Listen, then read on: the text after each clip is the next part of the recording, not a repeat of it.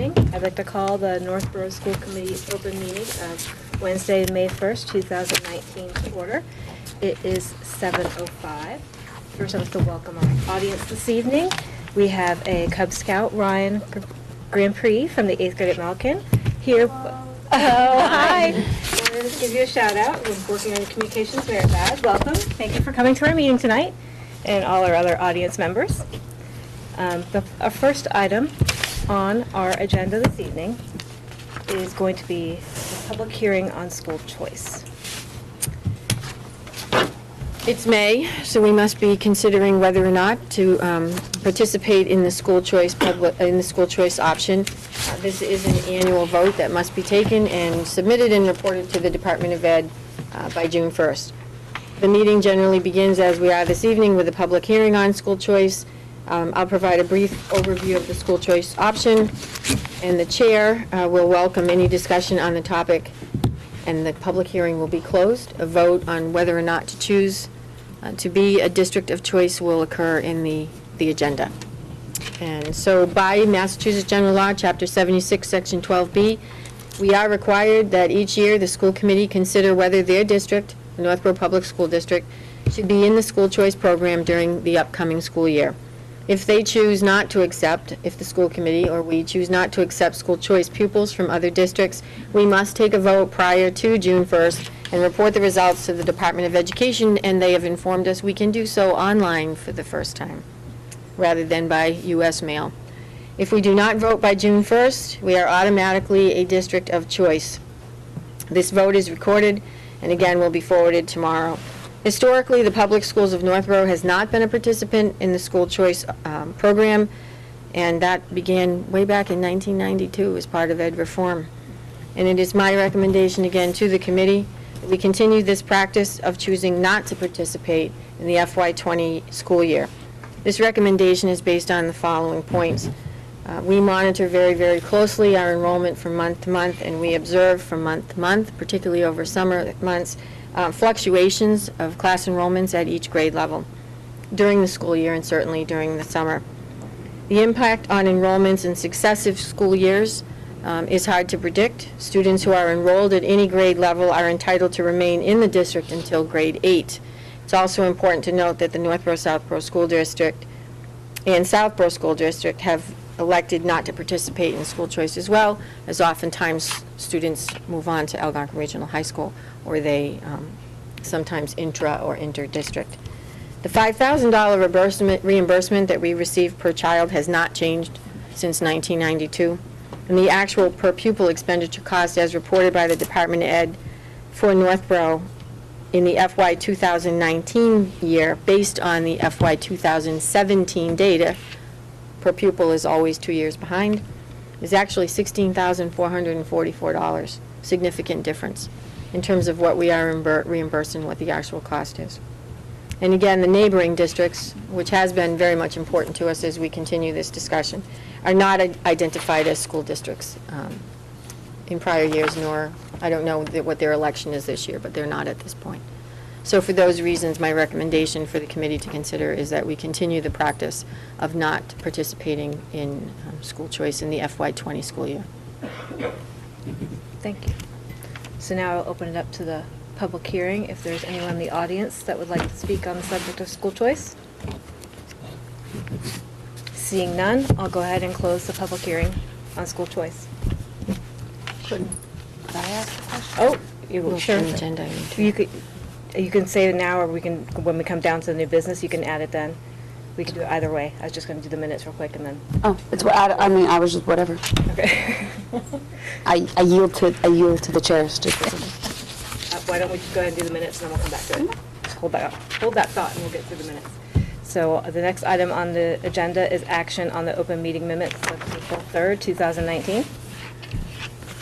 Madam Chair, Joan. I move that we accept the Northborough School Committee open meeting minutes of Wednesday, April the 3rd, 2019, as written. I second that motion. Is there any discussion on the minutes? Okay, all those in favor? All right. So we'll move back to new business for school choice vote, which Superintendent Johnson has made her recommendation. I don't know if there's any more you want to speak at that, or we can open it up to Kelly's will of question the at chair. this time. So I was just saying, so how school choice works is we don't allow other students from different districts into our, but they can leave, and we pay for them to leave. They We're can respo- choose to if they attend choose to another leave district, right? A different district. Right. And we pay for them. So how much do we pay out? So the money never passes through the school budget. The money is an automatic transfer through the Department of Ed. So each year, we have to report who's choicing to what district. And that $5,000 does not come to us in terms of any aid from the state, but is rather redistributed to that district. So it's a $5,000 flat fee regardless of what district they're choosing to attend or to choose out of.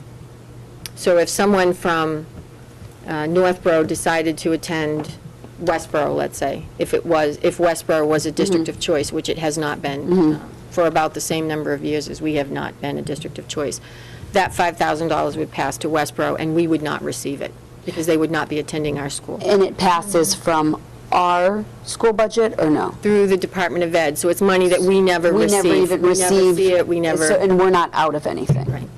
But when they come into our district, the $5,000 would come into our school budget? Right. So we'd be gaining money.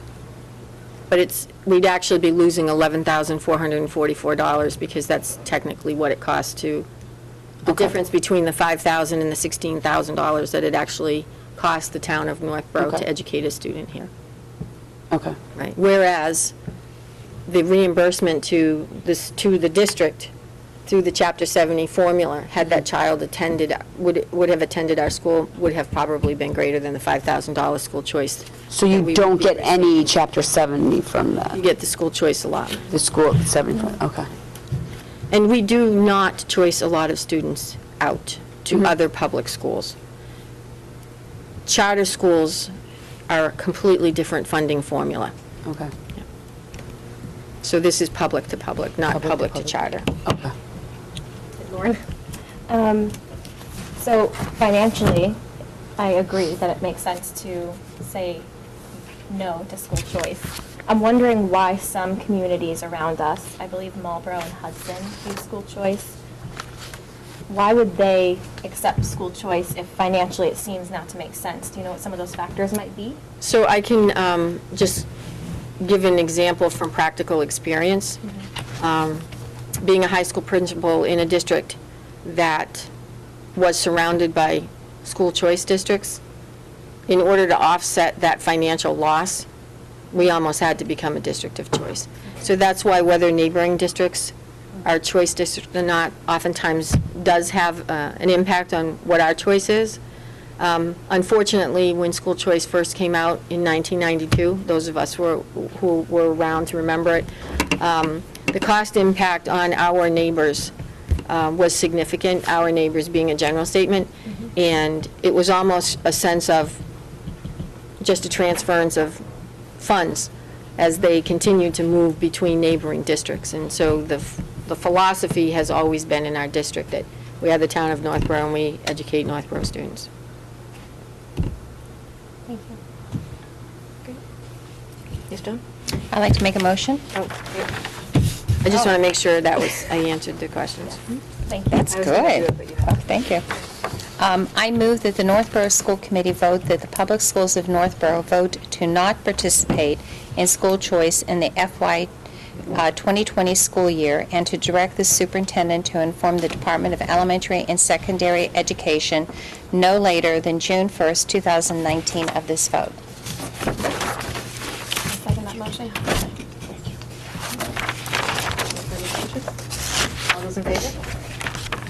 Opposed? Thank you. Motion passes.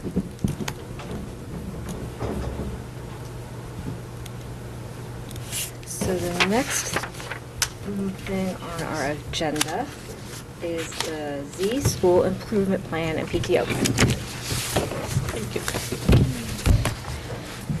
Go down there, yeah.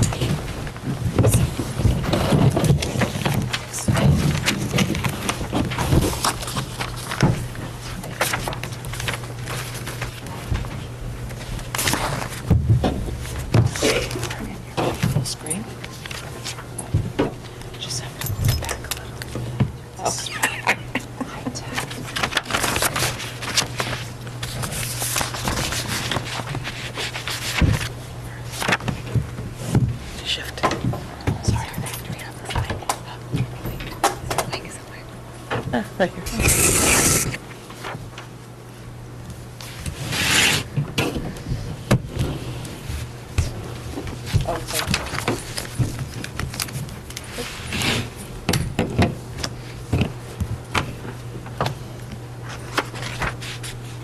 You good? Ready to start? Okay.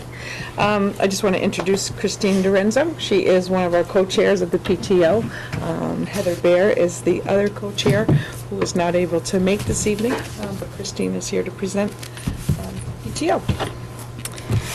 Thank you so much for having me. As Amy mentioned, my name's Christina, and I have been the chair of the ZPTO for the past 2 years now. I have a child in 3rd grade and another in kindergarten, so I've been an active member of our PTO for the past 4 years now.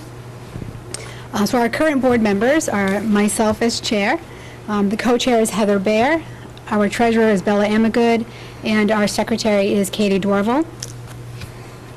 So I just wanted to begin by briefly going over our budget and sort of touching upon how our funding is allocated. So the 2018-2019 school budget has been $26,350. Of that, enrichments takes up the largest percentage at about 35%. So we had $8,000 earmarked for enrichment programs this year. After that, we have academic grants at $5,000, and then classroom grants at $3,800. So classroom grants are the gift cards that we give our classroom teachers and our full-time specialists at the very beginning of the year to help set them up. After that, we have field trip subsidy at $2,500. So that money covers the cost of the school buses for the field trips. Spirit events for $1,000, and spirit events are the events that are free to our students and their families. They're typically held outside of school hours, so after school in the evening or on the weekends. Staff appreciation, we spend $750. Those events include a welcome back to school luncheon. We have a really lovely holiday breakfast, and then next week we'll have our teacher and staff appreciation lunch. Field days next at $600, and then our general PTO overhead expenses are $600. Also included in that chart, but not listed, we have our community outreach. We've spent $425. Our kindergarten orientation was $350, and then we have $250 set aside in our budget for scholarships. Typically that helps cover the cost of field trips for families in need. So our enrichment programs for the year, we've had a really busy year so far. We started with lights and lasers from the Discovery Museum for 4th grade.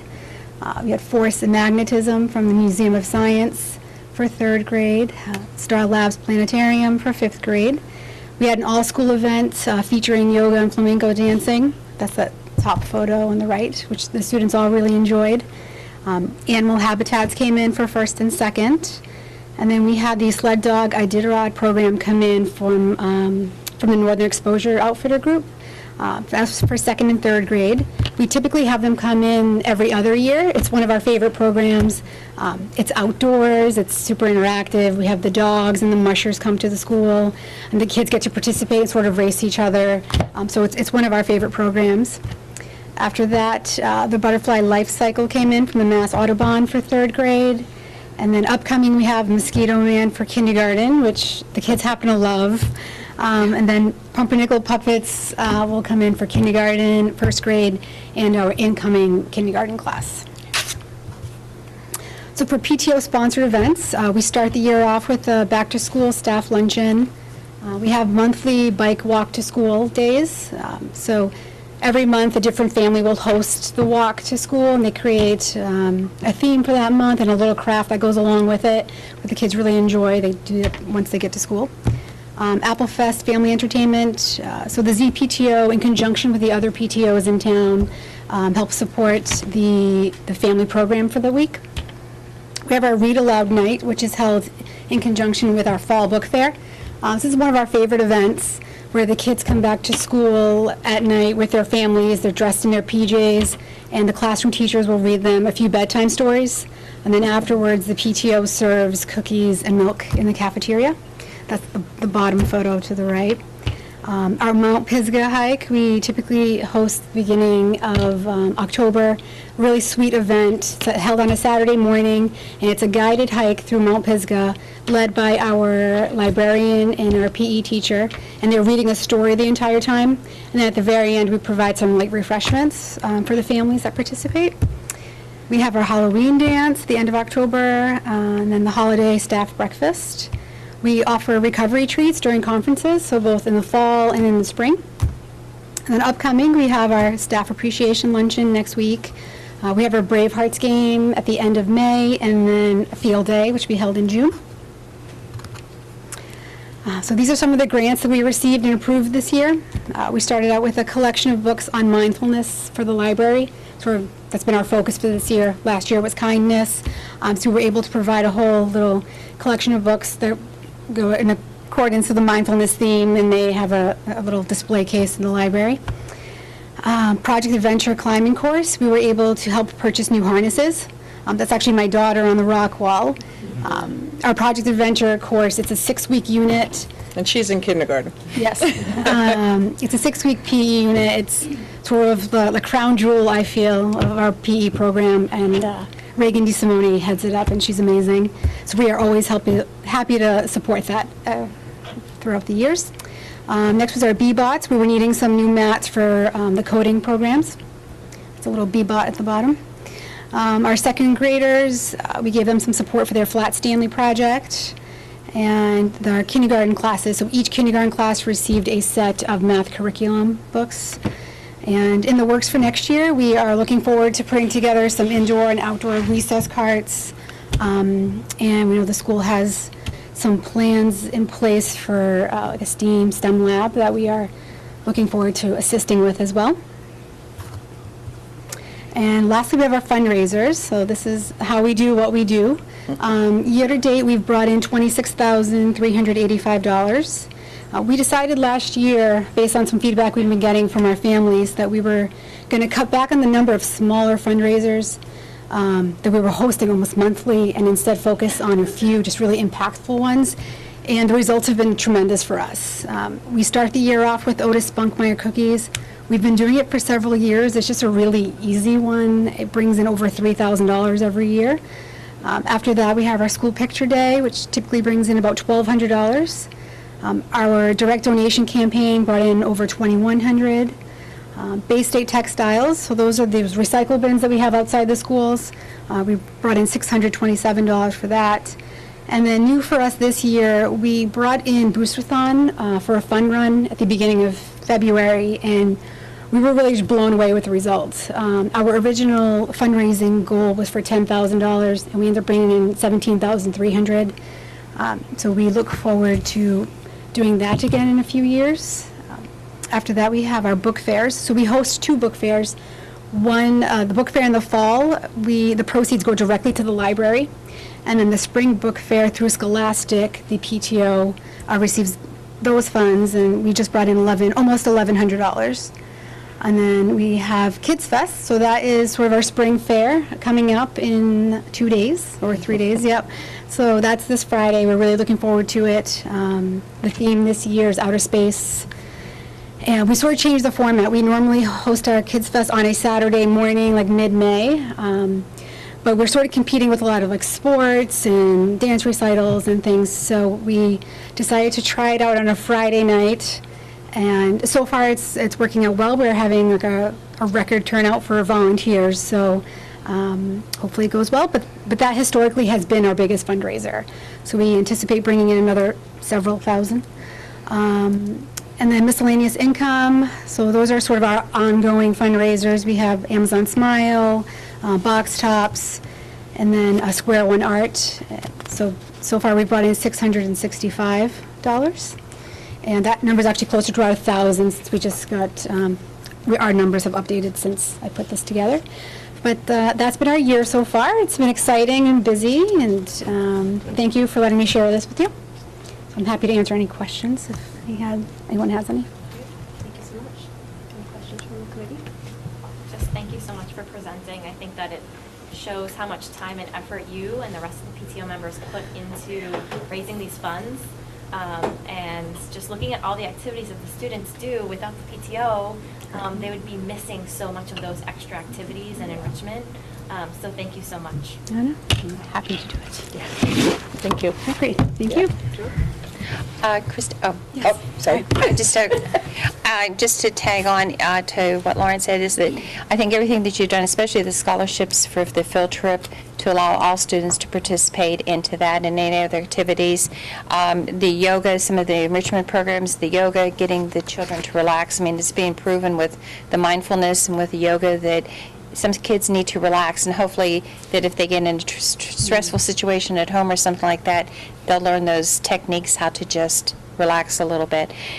Project Adventure is absolutely wonderful. I know that when I was at your school back in September for, I call it open house, but welcome back, I took a tour of that and saw that, and what a wonderful thing that is with that Project Adventure, that wall. I can see why the kids are so wonderful, and what you teach through that, you know, is self-confidence, ability to do it and to achieve and to push yourself a little bit further, but you know you're going to be safe if you have to falter back. And many times we would do that even as adults, but you pick yourself up and you go forward. I had a question on the Iditarod race. Sure.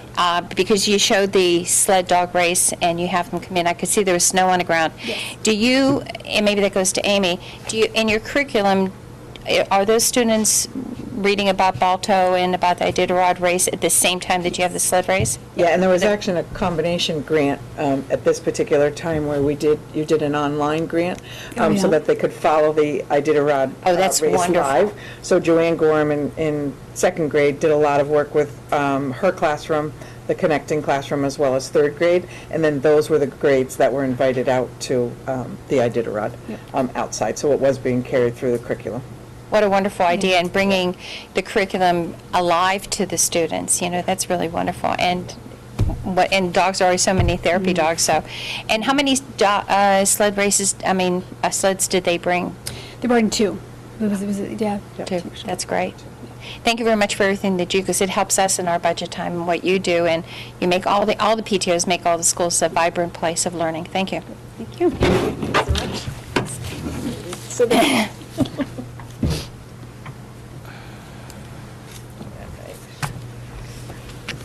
my turn.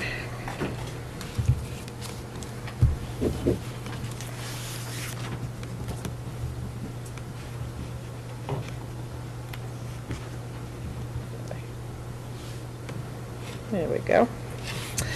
So I do want to thank Christine and the PTO, because they have been a fabulous support, being a new principal and coming on board and having to kind of delve into everything that encompasses working within a school. The PTO has been embracing and supportive and just a wonderful resource for the whole community. So this is just a great opportunity for me to share a school improvement plan that was developed by Sue Whitten, and I've come into the second year. So this is kind of the beginning of my story. This is the end of a story that the Z School wrote with Sue, and it also helps us to kick off some new programs and some new stories moving forward. We started the year with the theme of writing a story, and as a staff we came together and generated kind of words that inspired us and will inspire us moving forward, not only in our professional practice but also in terms of increasing student outcomes. The bulletin board is up. Individually, these photos have been flashing all year. The signs are hung in the classrooms, as well as just last month we put up a board that all the photographs with these words, with the quote in the front, you know, what is your word? So what inspires you? So that's what's driven us this year.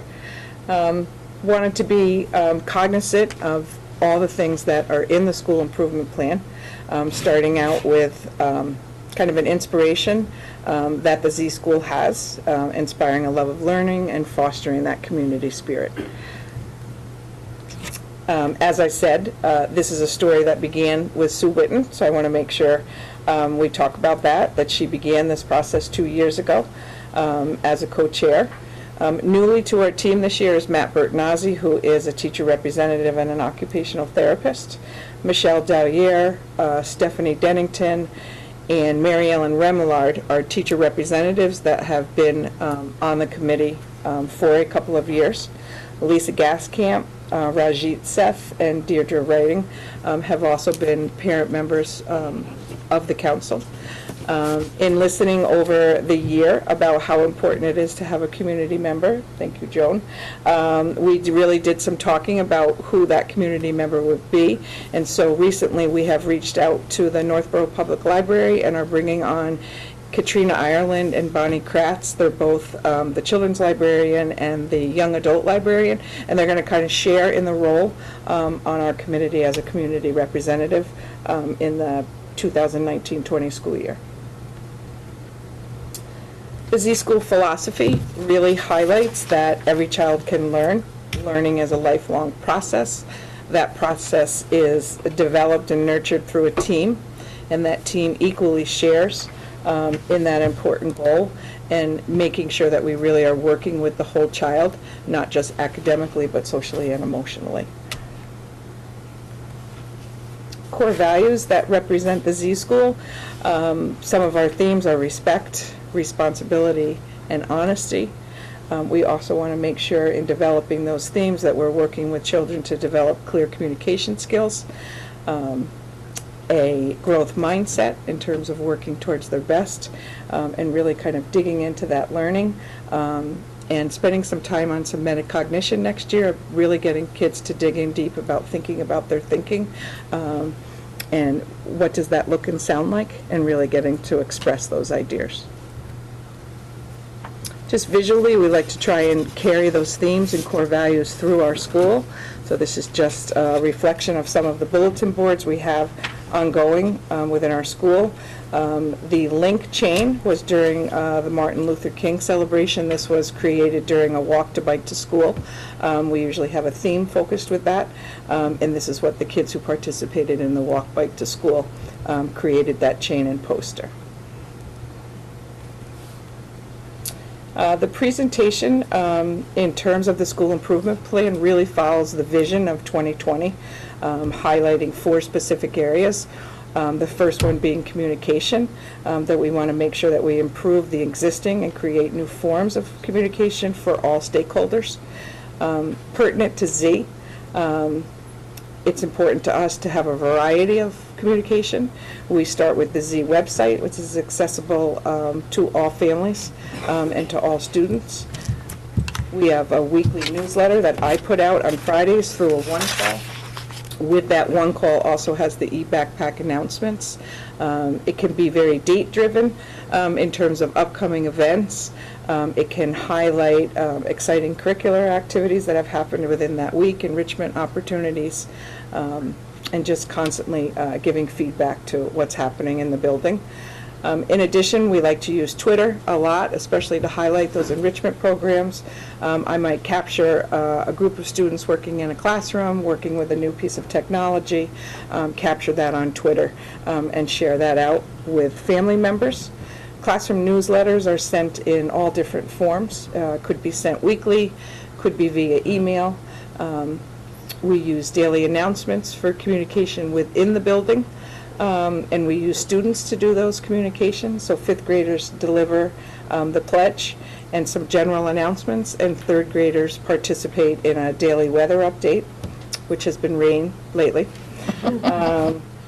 We have brought back to the Z School a student council, so 4th and 5th grade students have volunteered to be part of a student council, and it is run by 3 teacher representatives in the building, and they meet approximately every 6 weeks. They meet at lunchtime, and they're really part of our kindness initiative and care, and they help with a message of kindness and raising money. So we've done several activities throughout the year that they've kind of spearheaded, gone into classrooms, announced, advertised, and then help kind of bring those projects to fruition.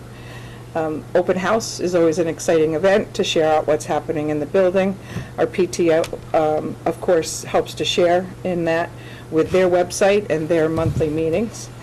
Seesaw is an interesting technology way to share information and communicate. Several teachers are using that in a classroom. To date, there were 1,476 posts. So a teacher can communicate to a whole class, or a teacher can communicate directly to one family and share out photos. And in that sharing out as a whole class or individually, we're really trying to spark a dinner conversation. Most children come home and don't really have a story to tell, and this helps. Hey, look at this, and it really starts to spark that conversation. Other areas are, of course, conferences, daily emails, phone calls, and new this year, I brought in a principal advisory committee. So once a month, I meet with, I asked anybody that wanted to join the committee, and I have almost about 12, 14 people that come a month, staff members, teachers, and we really just talk about what is on the minds of teachers. It's small things, it's not big things, it's not contract, we might talk about cleanliness, we might talk about behavior in hallways, or we might, because it's my new year, we might talk about what's coming. So it's been very helpful. And they communicate back to staff anything that we come up with in those meetings. Next, we move on to curriculum, specific to the district as well as Z, focusing on areas of the ongoing work related to literacy, writing, and the new math curriculum, and also the implementation of the science standards. At Z, we're doing a lot of work with Reader's Workshop, looking at those reading units. For Words Their Way, we're looking at some spelling options, Daily 5, Lucy Calkins writing units, Science and Technology with the new standards, really a hands-on method looking at those practices of teaching students to be scientists, hands-on and discovery learning, utilizing the Carolina Science Kits and the Boston Museum of Science, the elementary engineering kit, as well as the history and social science, and then bringing in the math, working completely with our Envisions program, and then this year bringing in Greg Tang to help supplement some of that work with our Envisions math curriculum.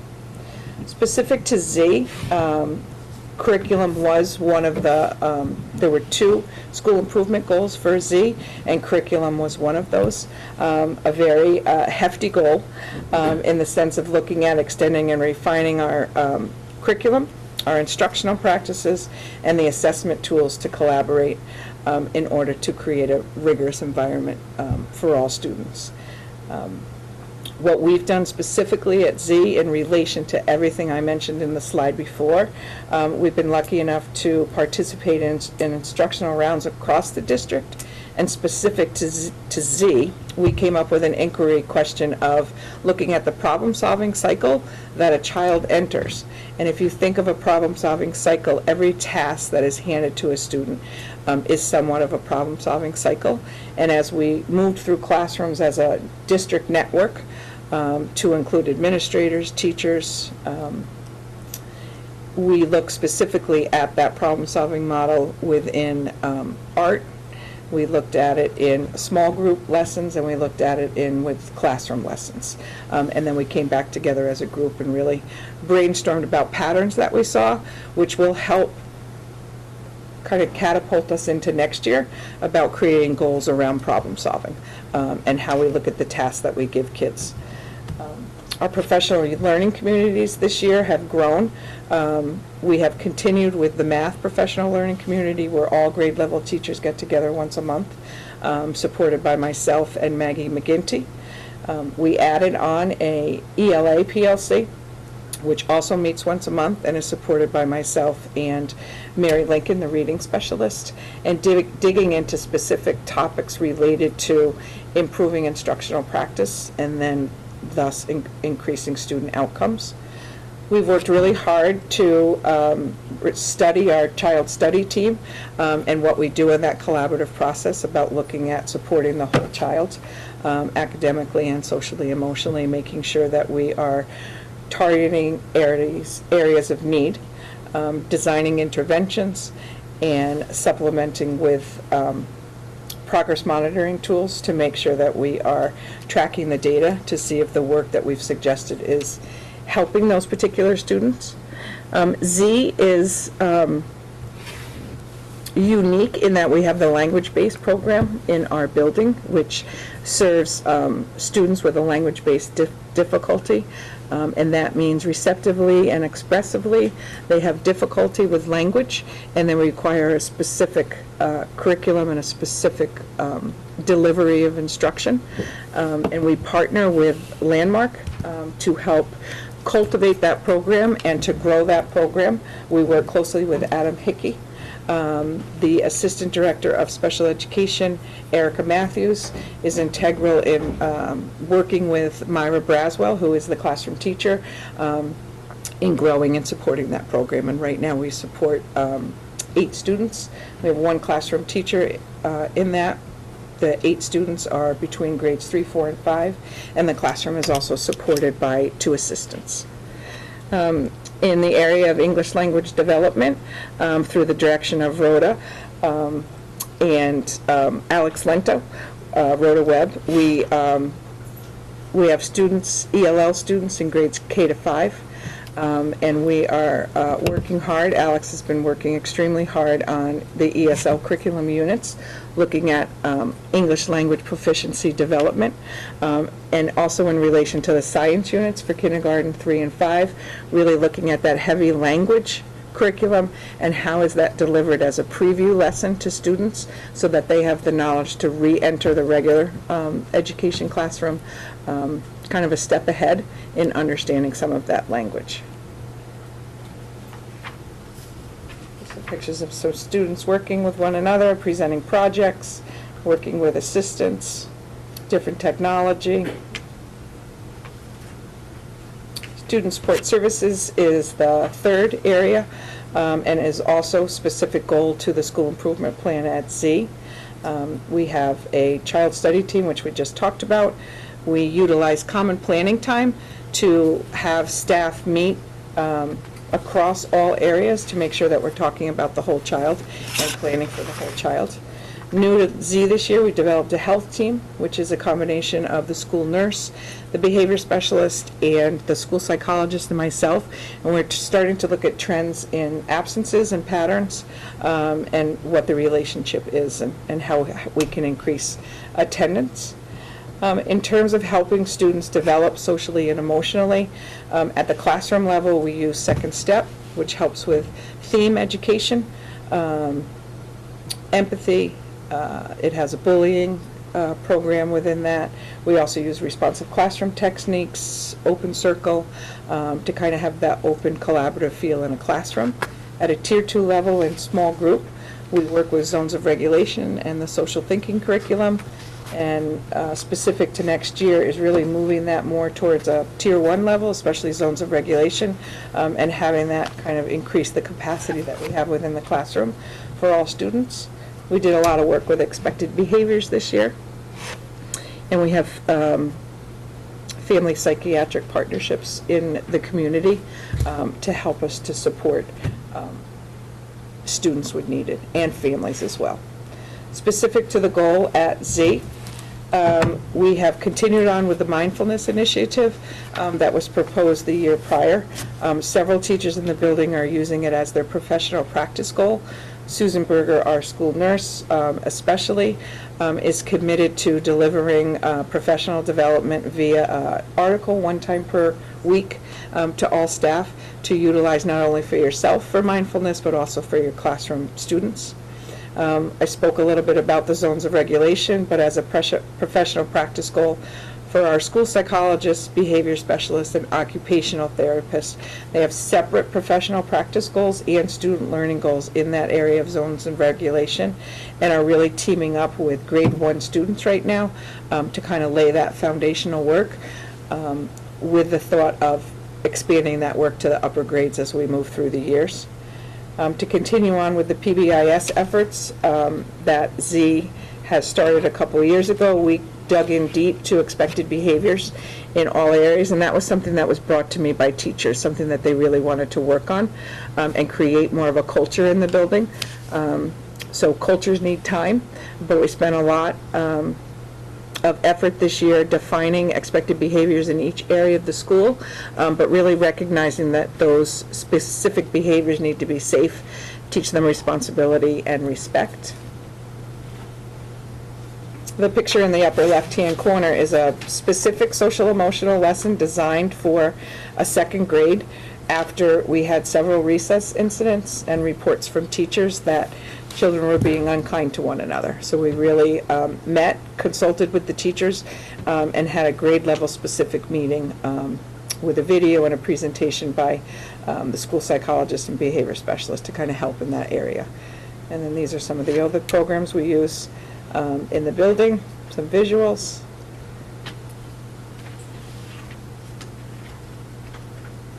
Some quotes to help you think about those children in need. Touch upon technology. Z is lucky to have 127 Chromebooks and 57 iPads within the building. We use our interactive whiteboards daily, document cameras. Given all the technology we're using, we are lucky to have a technology specialist in the building. Half-time, we share the technology specialist with Proctor. He's available to kind of help with any technical needs that we have.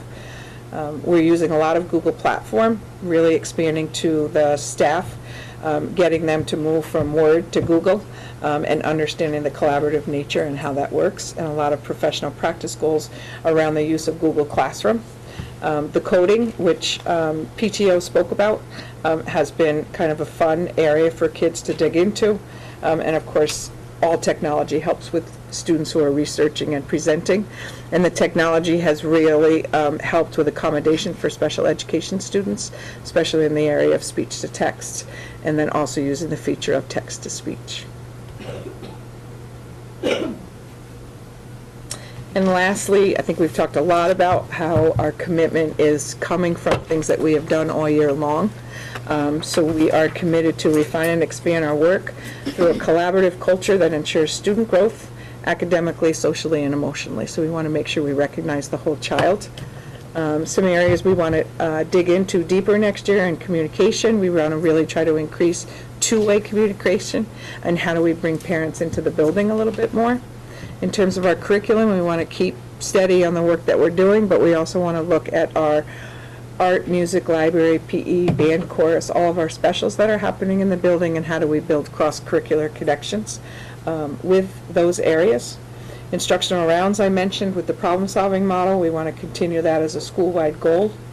Social science, the standards next year begin a shift, and the shift in curriculum will shift next year. The first rollout will be a shift from grade 5 to 4. Student support services, as I mentioned, we're going to continue the work with zones of regulation and promoting that and educating on themes to build that Tier 1 capacity. And in technology, expanding that use of the Google Suite and Google Classroom.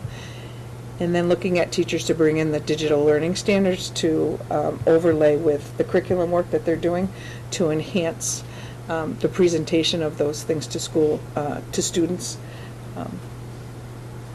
That's it. Thank you. Those are all your board program questions. Any questions from the committee? Comments? Joan? Okay. Thank you so much for this presentation. Congratulations on your first year. Yeah. And, I mean, this is wonderful. It's a wonderful school improvement plan. I've worked on some, and this just really hits everything that you said in your first slide about inspiring a love of learning and fostering that community spirit. I was very pleased to see that you do have the library representative. I think that's wonderful. I mean, the school committee, we used to work with the library trustees, so it's nice to see that whole coming back, and with the library representative on. That's fantastic. The thing that I really loved, you got me really excited. I wish I could come out of retirement and get back in education. I was just, you hit some of my hot buttons, the metacognition, having the kids think about their learning and thinking about your thinking, which hits across all the curriculum areas. It's fabulous. I had a question on the Seesaw. Is this the first year you're using Seesaw? It is not. Okay. It is not the first year. It is free right now the way we use it. But Julie Doyle, the Director of Technology, is introducing to Z, we're going to pilot an expanded version of Seesaw in first grade, I believe, next year, and it might be an additional grade as well. Okay, I mean, I think that's, and it was one of my questions, what is the cost of this? And it seems like it's so worthwhile, because I know as a former teacher, when you have to do your professional, I don't even remember the term anymore, the professional development tool, the evaluation tool that you do, and you have to always document evidence. So besides being a good communication tool with the parents, it also helps the teachers, because they can document the things, the communication, which is one of the, somebody help me out, I forgot. Not the principles. The indicators for the The evaluation. indicators, that's it, the indicators.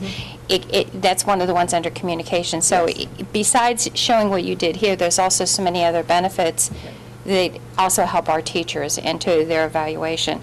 I really love the language-based program that you're doing. I think that's really wonderful, and it just really tied into something I heard last night. It was in the car, and then my husband has taped it. It was on last night on PBS NewsHour, and it was talking about language-based programs, and it's about a program in Arkansas that they were doing. So my husband has a DVR, and I got to watch it, and if it's really worthwhile, I was going to send it to Christine and to Greg, Great. because I was just listening to it in the car, and my husband had a, shh, don't say a word, because I'm listening to this.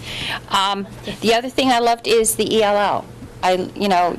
Just so thrilled with that, and seeing that how that ELL, the learning and the language and the components is going into also the science. Yeah. It's really fantastic.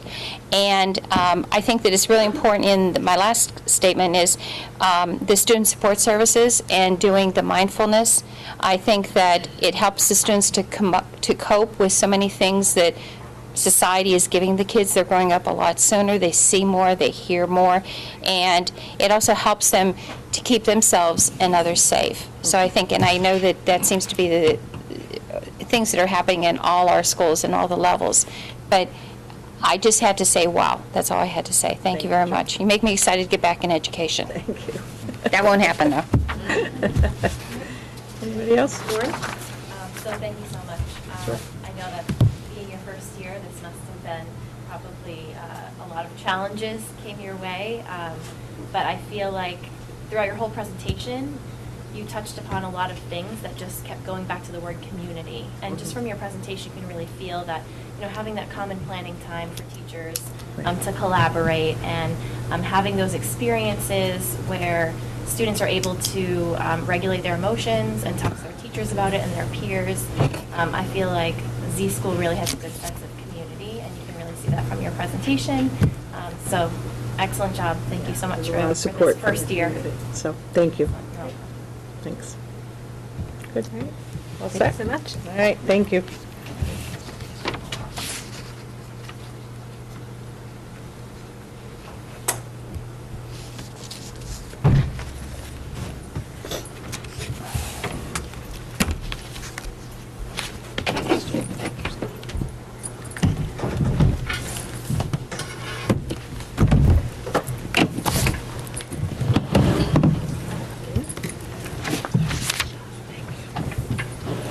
So the next item on our agenda is a town meeting recap. Do we have a? There's no simpler way to say the budget's passed, and the warrant article did as well, and we're working on the RFP, and that wouldn't happen without the participation of everyone in this room, or the school committee. Certainly a lot of work to put forth a budget that is educationally sound, advances some of the goals that we've identified through our school improvement plans and strategic plan, but also increases and provides for increased infrastructure upgrades for safety in all of our schools in an equitable, across-the-board fashion. So we're very excited about that, and we're working on the RFP to get that going as soon as possible so the work can happen over the summer. Okay. But I know all of our committee members were present as well. I would say that the town meeting went very well, but I think when you look at it, it's easy to say went very well, but there was a lot of hard work. Usually, Christine's office starts, I think, in October. I think this year you might have even started in July. September. July. When we were just talking when I was over there with the principals that, it's come to the closing of the school, you have like 6 weeks left, but, before you get a break, then you're going to now it's July that I hear, so you don't get too much of a break to begin working for next year. But I think it's also the collaboration and the trust and the give and take that has been established by Christine with John Cordair, in doing the budgets. In my tenure serving on here, sometimes it hasn't been an easy give and take, and especially when you look at the whole budgets, they have to also take in the regional and do the assessment, and sometimes, as it is right now, it's a little bit higher on the Northborough side. It takes a lot of collaboration, and it takes a lot of work to have a successful town meeting and to have everything go as smooth as it did. And I would like Leslie Rattan, who is a select woman, is in our audience, and I'd just like her to take back those comments to your board and to John. And it's well run, and you can tell that everybody has everybody's interest in heart, and we have the senior citizens and new families that are supporting, that may not have children, that are supporting the initiatives for the schools, because the schools are just one of the ornaments on the Christmas tree to make our town to be bright. And I think that all of you, all your hard work, hopefully you'll get 1 week vacation in the summertime, and it won't be rainy, and just start back in. But as a board member, and I think I can speak for all the members that are here, present and past, is that you have done a wonderful job with administration to give our kids such a good education with sometimes the limited resources. And you have tried so many ways, and you always do it with a smile on your face every single day from the administration down. So thank you to everybody.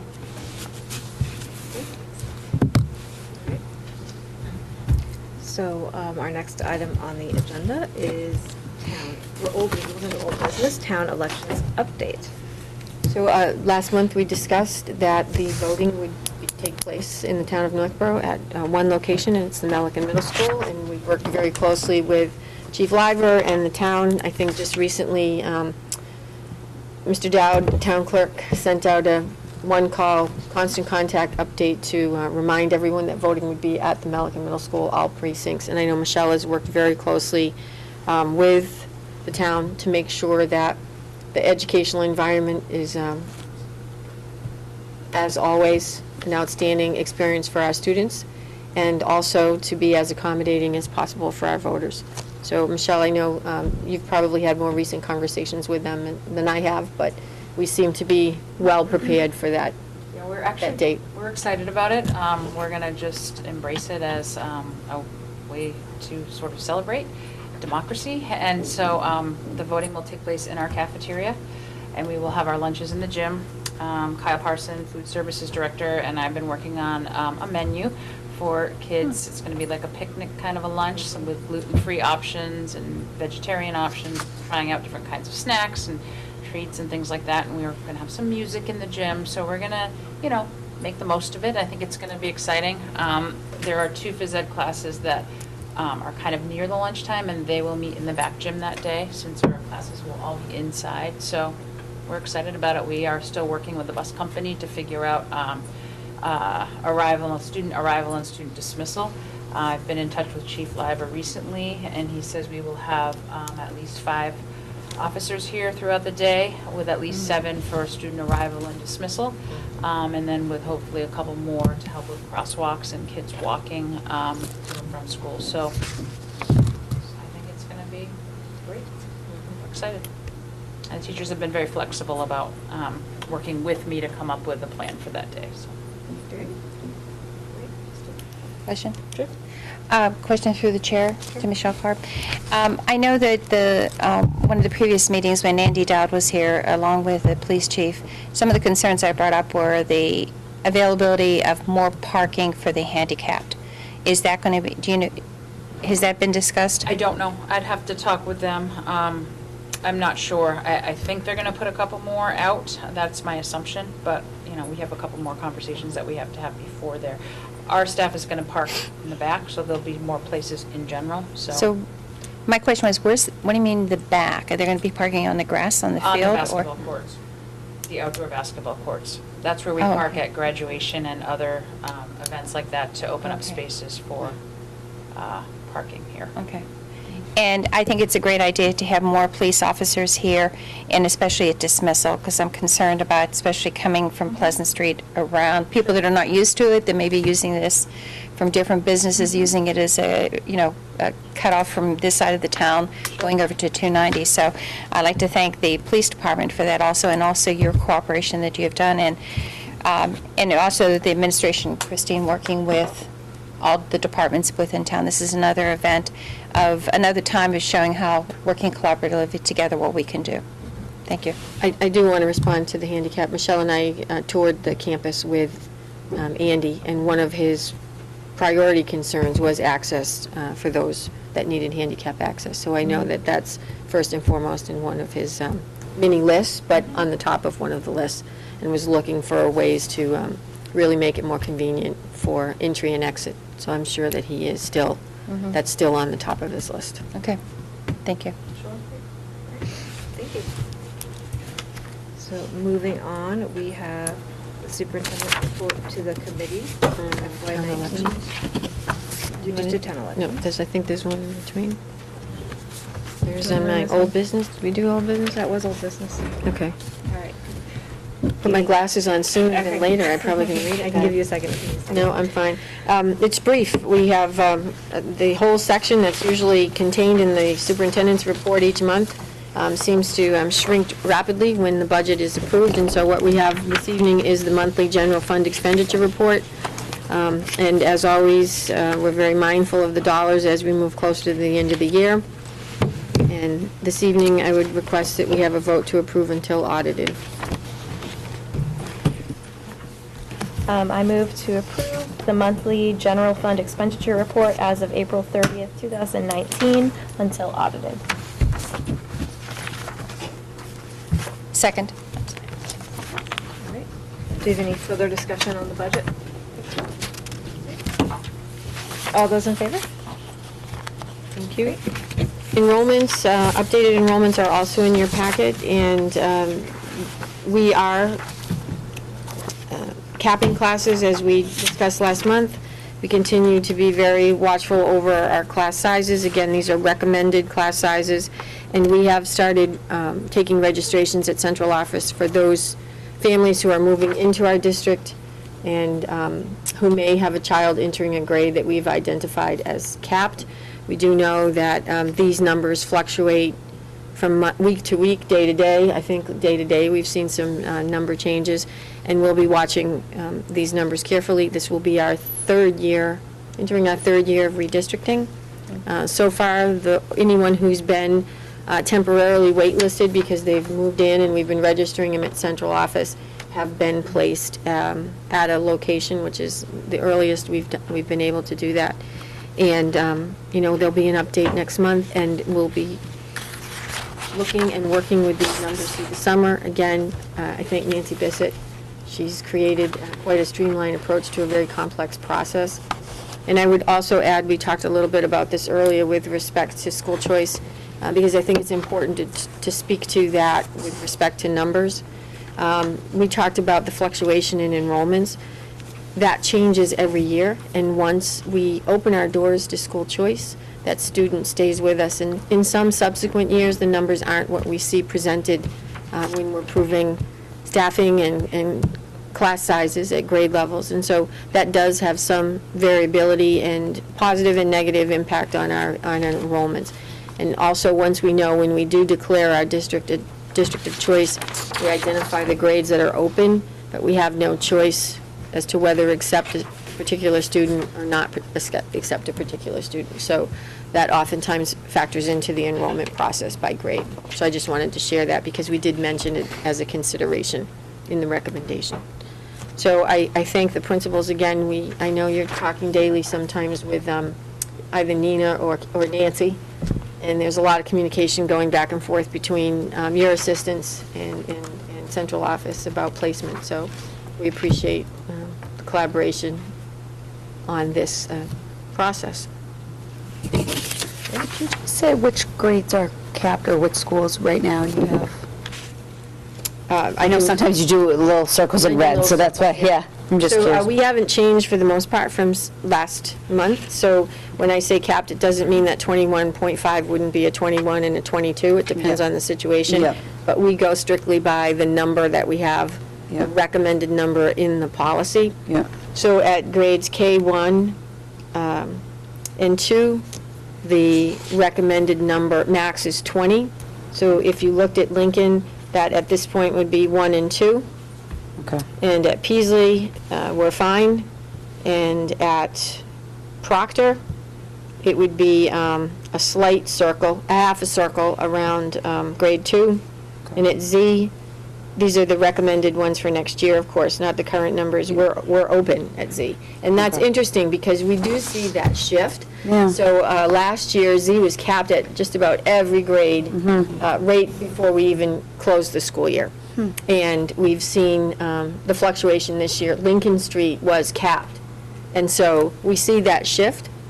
We did a little bit of an analysis on last year, and actually more students chose to stay in their neighborhood school than stay in the school they were placed than return to the neighborhood school. And a lot of these students were in, kindergarten and grade 1, so they would have had some longevity in the system. But I also think that speaks very positively to the school climate, the positive school climate that's found in each school, and the consistency that we've worked so hard to maintain or to create in terms of resources at each of the schools and shared curriculum. And our teaching and learning goals are very consistent from school to school. So that's been a 8-year process, and I'm pleased to say that, if you look at the technology in each of the schools, it's relatively the same. Math resources, ELA resources. So I think that putting in a redistricting policy at the place we're at was perhaps a little bit good timing, because the variability in teaching and learning and resources and curriculum is not specific. Not great, specifically great. In each school, as we can tell from the school improvement plans, Amy's plan was amazing for a first-year teacher to be that familiar with her school, and not only embrace what you inherited, but project forward, celebrate the traditions that are in place and start to create new ones is just tremendous. This is just a very powerful presentation. But each school has the nuances that are unique that make, Peasley pandas and penguins and zebras, and polar bears. So things that are really held tightly as traditions in each school, and that's the school climate piece that's exciting to experience in each of the schools. So that's really helped with the redistricting policy, because the experiences are in common from school to school. Thank you. So the next item we have on our agenda is educational policy, and 2 field trips to be approved tonight. This is an annual event to approve and an annual event to go and to participate in. Last year, we brought them forward a little bit earlier to allow the schools time to plan and communicate all the information out to the parents, to look at the fundraising, not only with our PTOs, but also with parents to be able to be planful of that. So we're bringing them forward again this year for pre-approval. And the principals can speak best to these. So, I think everybody knows, but it's become a tradition for our 6th graders to go to Madison, New Hampshire, to the Stone Environmental School. So we have 2 teams of students in 6th grade. One team goes the first half of the week, and one team goes the second half of the week. And we have found that the end of September is a great time to go.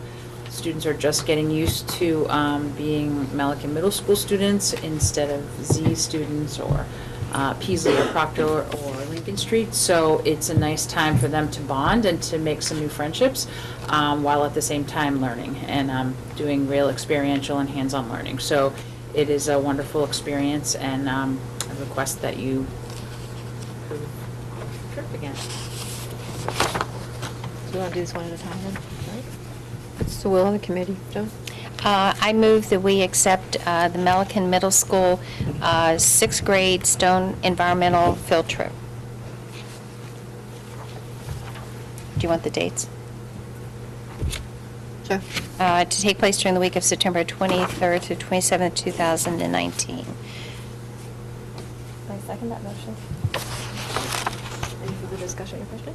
Or I recently went on a similar experience with my students for the first time, and it was an amazing experience for the teachers as well as the students. So it's great to see that you have this tradition, especially for sixth graders who are starting to figure out what middle school is all about, and so that they can meet new friends. So that's great.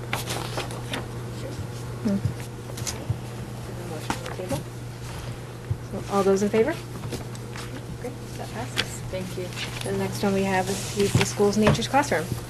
So again, a long-standing tradition at Peasley School is the visit to Nature's Classroom. In fact, our students, our fifth graders, will be going next week, go Wednesday through Friday. So we are looking for approval to plan a trip again next year. In the fall, we always survey the parents and families to make sure that they all want to go on the trip and support the trip, and then we will plan it for May. And very much looking forward to some more science out in nature. Great. Jill? Question through the chair for Jill. Do you have 100% participation into this? We do not. There are typically a very few families who choose not to have their children go, and what we do is we offer alternative plans for those children. Okay. Through the chair? Yes. May I ask the same question to Michelle? Similarly, we do not have 100%. We usually have, out of about 200 students, maybe 20 who choose not to go, and for different reasons. It's not financial because we do offer scholarships. Sometimes it's because there's a family commitment over the course of that week. Sometimes it's because, the child has severe allergies and the parents aren't quite comfortable sending them. So we make any kind of accommodations that we can for kids with special needs and all sorts of different things, but still for different reasons. Some families choose not to have their kids go, and as Jill said, we do have alternative plans for students who stay behind, and we try to make them feel special and do some experiential learning with them and get them outside as much as we can. That's great. Thank you. I have one question for Nature's Classroom. How many days is the trip? For Nature's Classroom, it's 2.5 days, so they leave on Wednesday morning and they come back early afternoon on Friday. Great, thank you. Come back exhausted and bedraggled. Sounds great. All right. So did we have a motion for that? I move that we approve the fifth grade field trip to Nature's Classroom in Charlton, Massachusetts in May 2020.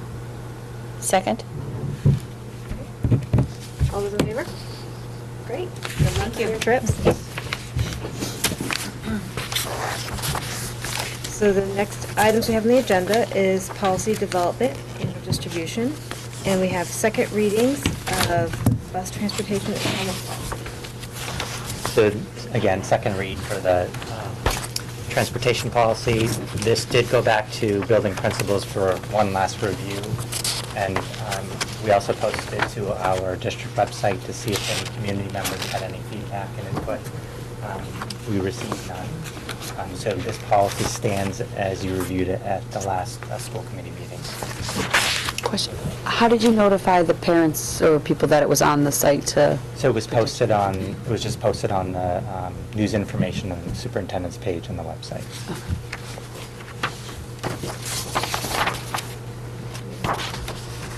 Is there further questions on bus transportation one? Okay. Do we vote to approve these? Do you want to do it together or one? Okay. So the will of the committee, but We've read it 2 times. Are there any motions or? Okay. I move to approve the bus transportation ET40 policy as written. Second? I think it's definitely good for us to have this motion now and get it on the table so we can get it all up and running Yes. for next fall, and hopefully, or even now. I think it It's makes it clear what our expectations are of the bus company, but also expectations of the district and families and students. So Good point. Good point. And also, there was a lot of work put into this as well. I know that, I believe all of you were part of this conversation for quite a while with the administration, so thank you, because I know that the guidelines that go with this is also a big document. And we're also going to include those in handbooks yes. and such. Yes. And we'll be sending out a communication to our families about the new guidelines,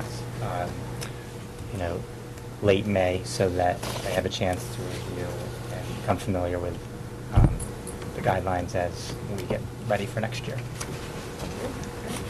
So, all those in favor? Great, that passes. The homework policy?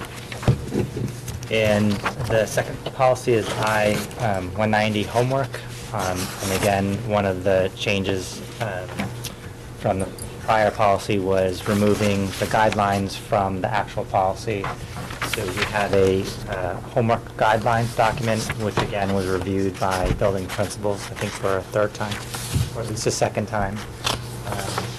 And no significant changes with the exception of page 2, under weekly guidelines for homework time for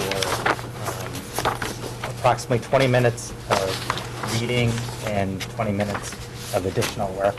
So giving some flexibility around some of the software programs that we use, like IXL and Lexia, and some of our reading programs.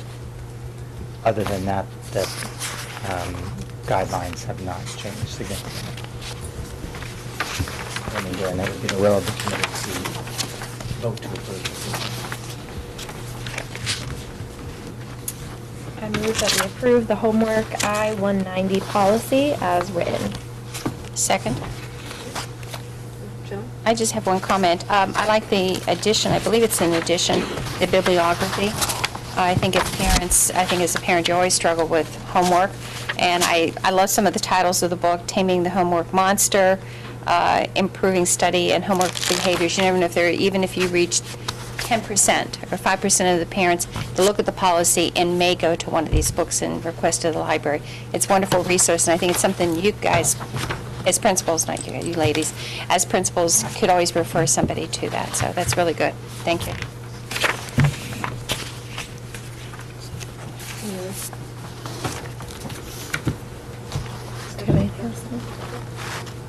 So we have a motion.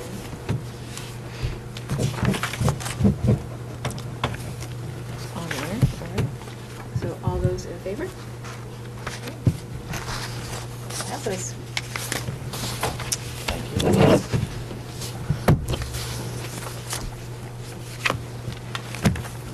so the next item on the agenda, we have audience sharing.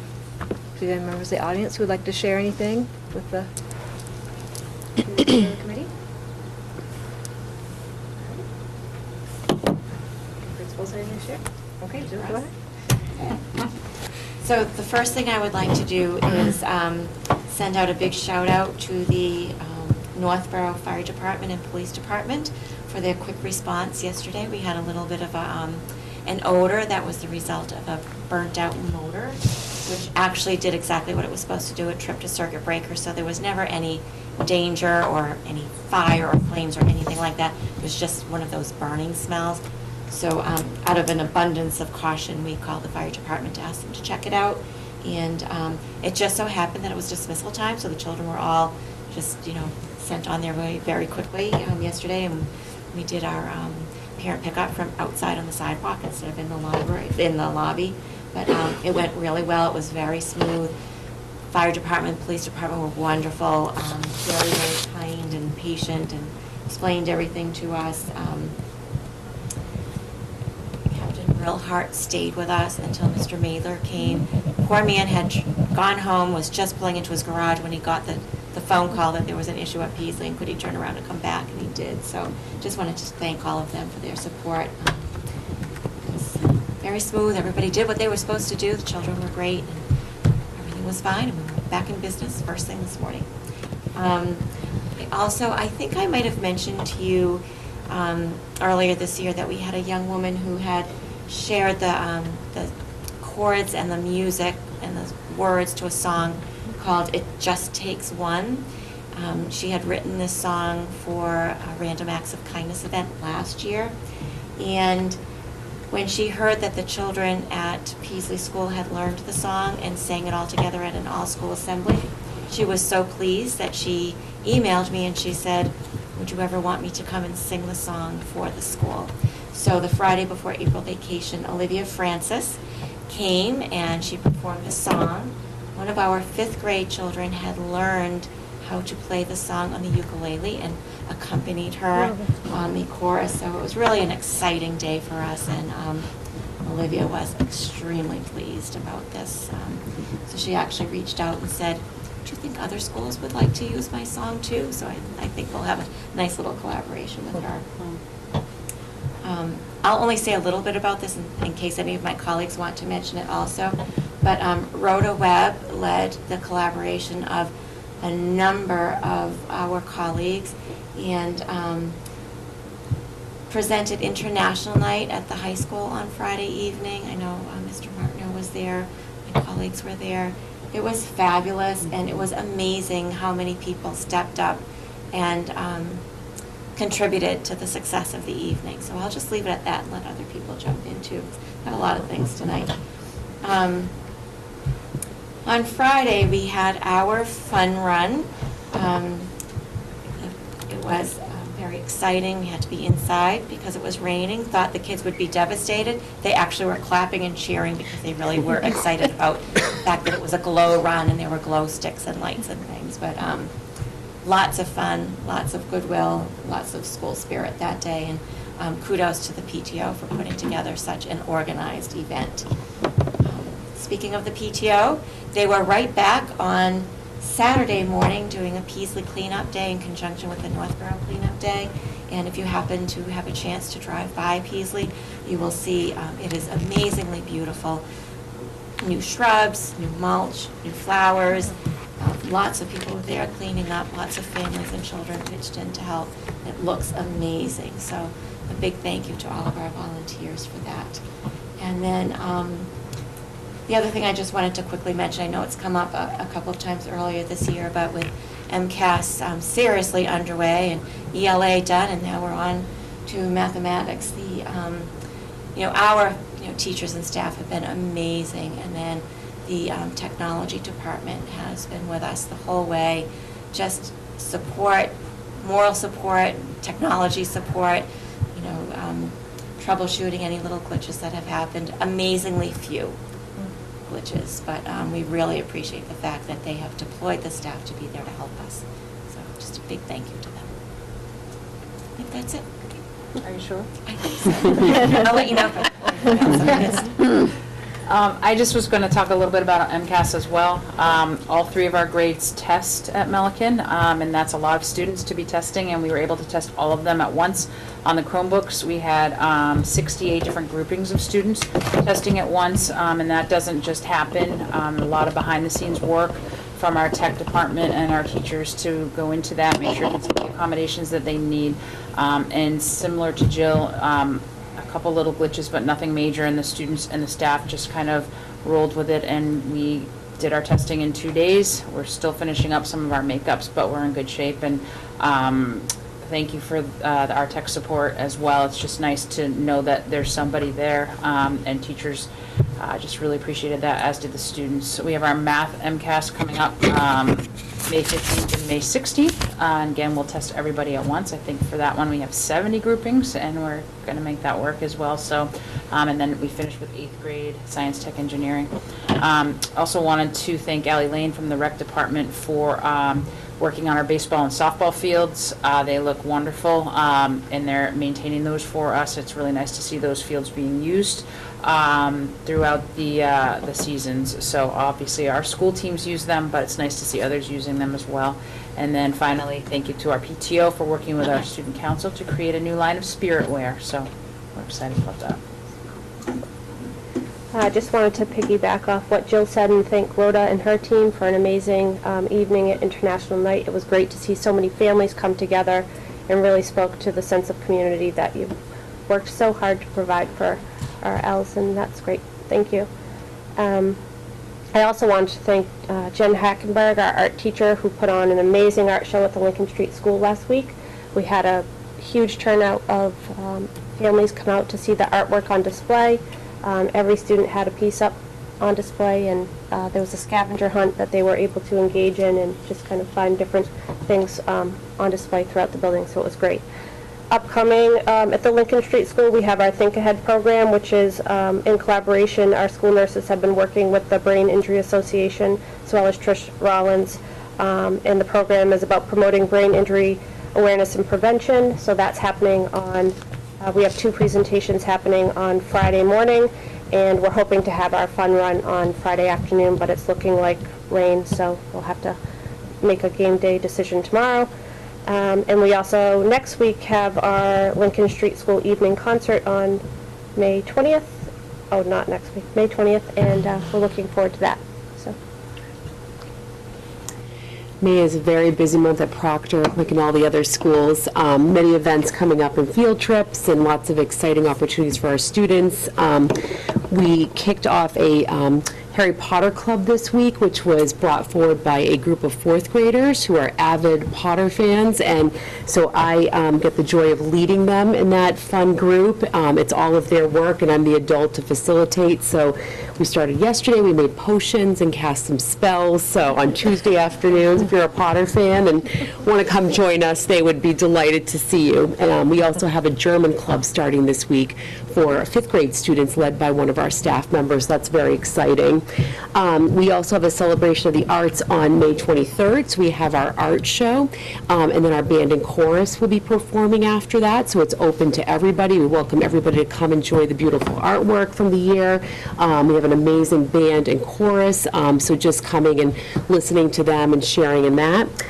We also have a Memorial Day assembly on May 24th, which every year Assabet, the high school, joins us. Their ROTC comes and just does a very moving presentation. Our students speak, our chorus, our 4th graders sing, and it's just really touching and moving, so you're welcome to join us for that.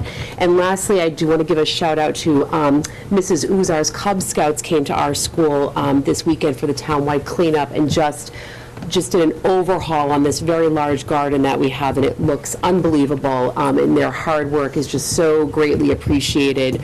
They should be very proud of themselves, and to thank the families that joined me in going around the Proctor neighborhoods, doing some cleaning up around there as well. So I just wanted to say thank you.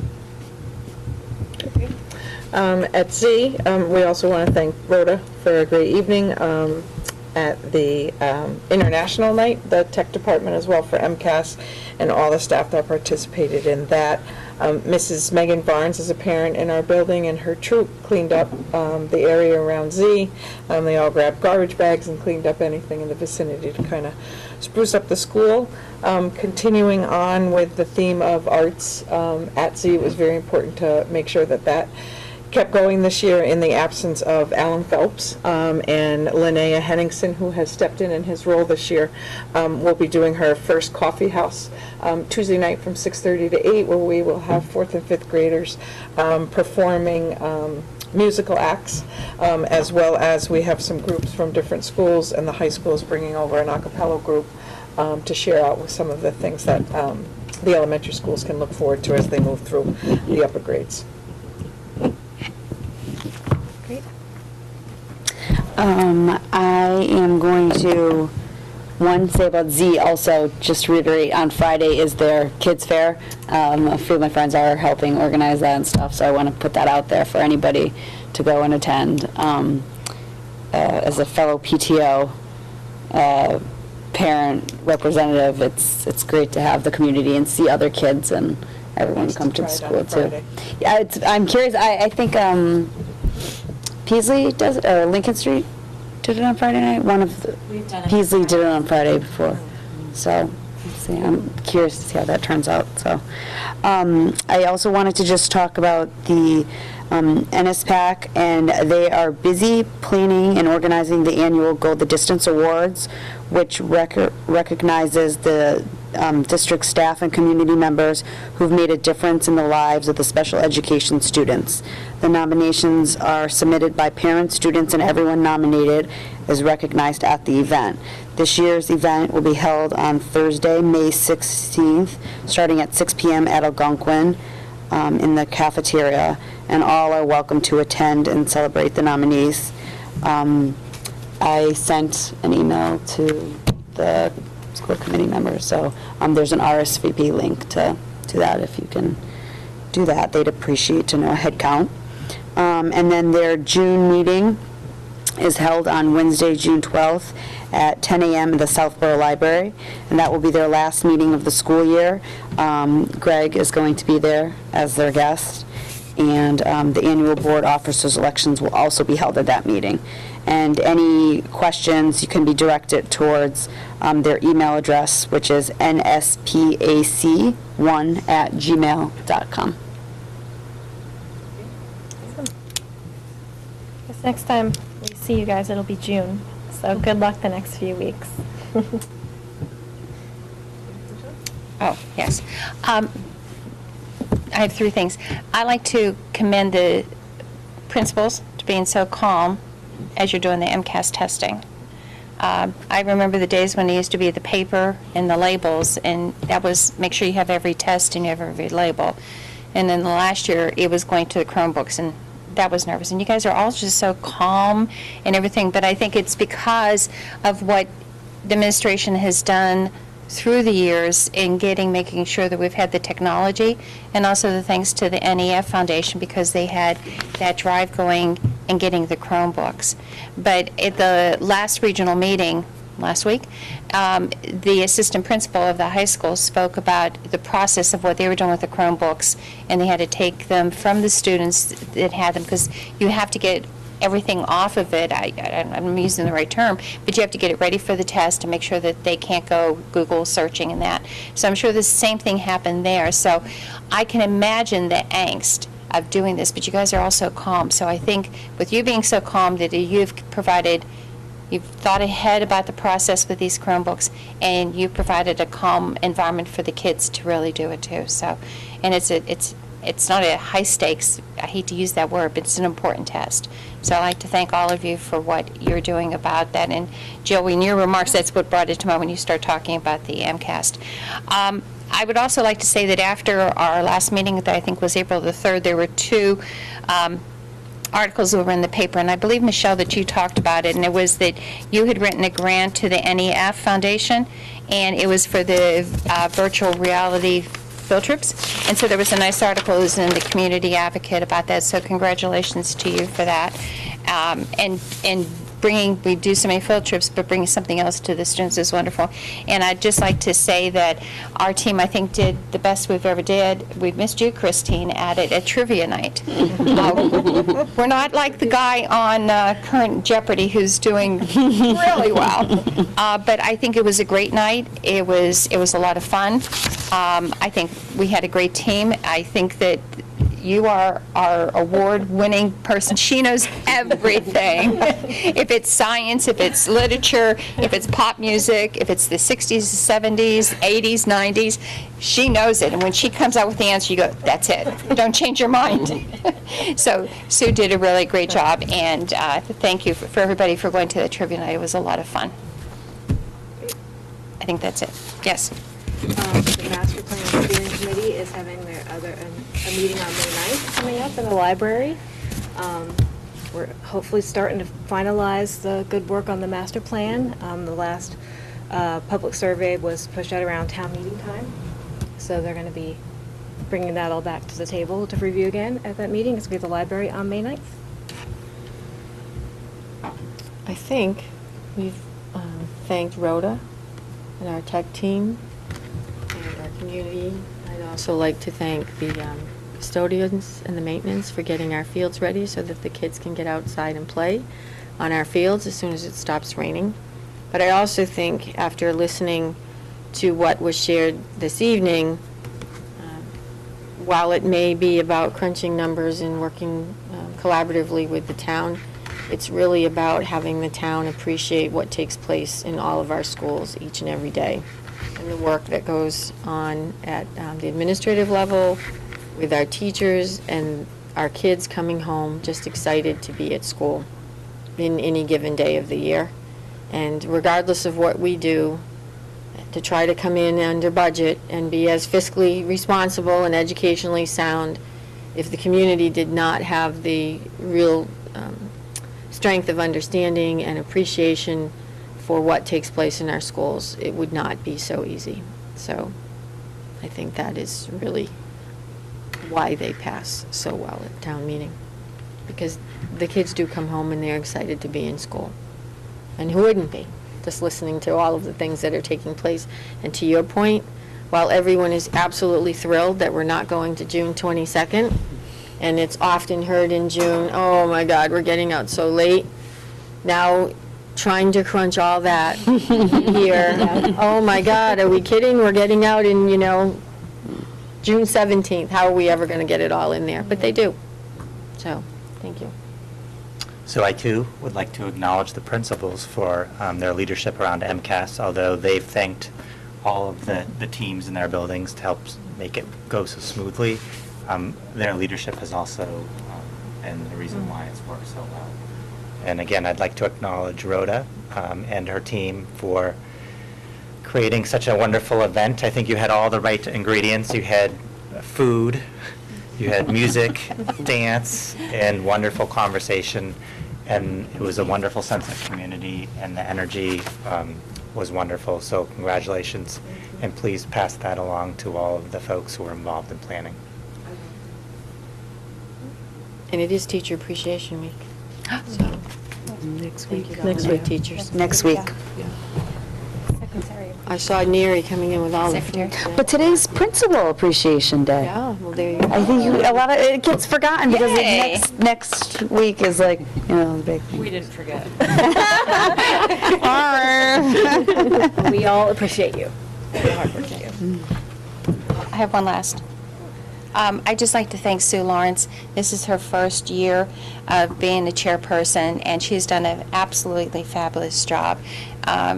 Many times you get to know the person through how they share information with us, but I think, in my experience, that Sue has done an outstanding job of making sure we get the communication from the superintendent and brings us informed of things that we need to know about. So, Sue, I'd like to thank you for your first year of chairpersonship, and you did a great job.